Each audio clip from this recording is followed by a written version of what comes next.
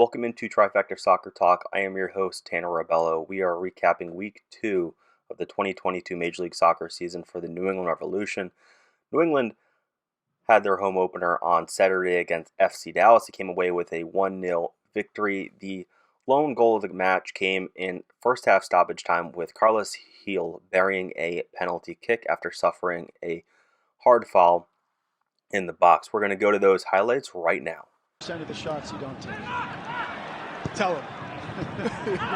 Boom for Buxa. Long touch, not cleared. Oh, Carlos Gil. And the referee says it was all ball. The fans are going nuts. Carlos is rolling around as if he was fouled. No, they're going to look that over. Gil's run up. And he sticks it! 1-0. Goes to VAR, and then Carlos Gil steps up. Keeper. Buxa, good hold-up work. Clips it now nicely for Leggett, who takes it down. Has Jones on the overlap. Dewan stands up across to the far post. Buxa's there, heads it across the face of goal. Off the... Here comes Carlos Gil. Bo. Frees himself, shoots far post, beaten away. Follow-up. Right. With the win, sporting director and head coach Bruce Arena passes Sigi Schmid for the most all-time wins in Major League Soccer history with 241. Let's hear from Bruce on what it means to pass Sigi Schmid. Well, Ziggy I've known for many years.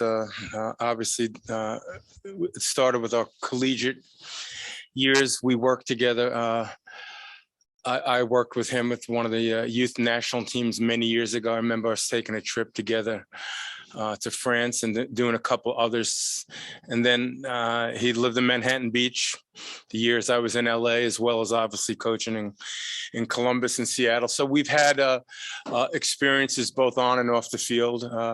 Have the greatest respect for him. He was a gentleman and really dedicated to the game and his players. And he was a neighbor of my son, actually, in Manhattan Beach as well. So I've known Ziggy for many years, and we've had a couple of beers together and all those things. So it's an honor to be associated with him. The record's nice, and again, if I had a bunch of lousy teams, I don't think I'd have the record. Having it, getting it today is nice to have it at home. I thought at some point in 2022, we'd get another win. So it's nice to get it out of the way, and hopefully we can move forward and try to get this team better. Since Bruce Arena came on board, he's really created a family atmosphere with the Revolution. Players seem to be happy. Players seem to be wanting to come here and play for him, and everything you hear regarding him is rosy when it comes to the player's perspective and the way he runs his business. And it's not a shock he's had a lot of success in this league. So we're going to hear from Andrew Farrell on the family atmosphere and how he's missing out a little bit in that locker room during his media availability. We were celebrating in there. I think there might be champagne or something in there celebrating. I don't know. I'm missing out. But yeah, I think, like I said, the chemistry is so important, whether it's on the field and off the field, bringing everybody's families together. When guys, especially for guys who come from overseas, and they're obviously with COVID and everything, they're away from their families, and so I think Bruce has done a good job at making this place feel like home, and I think that's a key factor for guys wanting to be here, wanting to play here, and feel comfortable and playing at their highest level. So yeah, we'll be celebrating with Bruce, and I think he's done a good job at bringing the families and everybody together. Revolution defender Henry Kessler, after missing the first match of the year in Portland with a hamstring injury, re-aggravated that injury against FC Dallas in the first half. Kessler had to come out of the game, and Omar Gonzalez came on in the second half. So we're going to get an update from Bruce Arena on the status of Kessler and how Omar performed in his absence. Obviously played today in his place in the second half and did a good job. He's had a hamstring, and we thought his rehab and getting him back to play was appropriate over the last month or so, because he got hurt before we went to Los Angeles. And that is, I think we went to LA January 26th. So it's been about 6 weeks dealing with this hamstring. and we obviously haven't gotten it right at this point.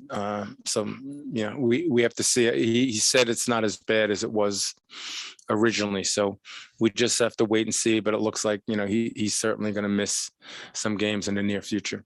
For Revolution striker Jose Altidore, who came on in the second half as a substitution against FC Dallas, this was his first match as a home player at Gillette Stadium. It's been a tough place to play in his career, and he really appreciated the reception from fans. Oh, it was good. It's always been a tough place to play, so it's nice to be on the other side of it for once. I thought the reception was really nice. I didn't know what to expect, but it was great to hear some cheers out there, and overall, it's just great to get a win. I think last week was tough opening up in Portland away, and to come home and get 3 points. It's a good team, a good young Dallas team. I think is a good step in the right direction for us. A lot of players right now in the Revolution are actually having kids.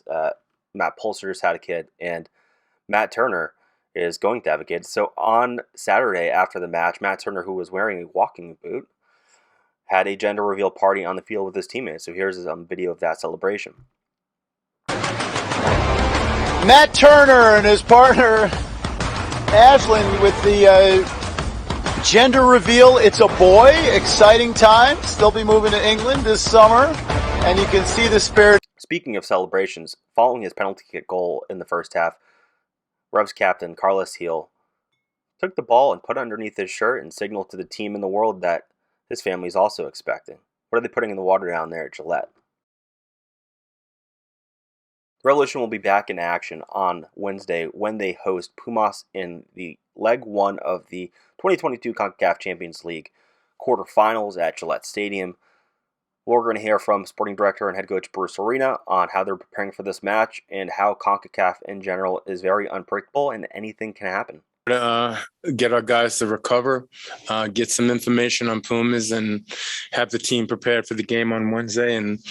And then, again, we're going to take it one game at a time, try to put our best team on the field on Wednesday, and then take inventory on Thursday where we're at, and try to figure out how we're going to play on Saturday, and continue that obviously through the next week.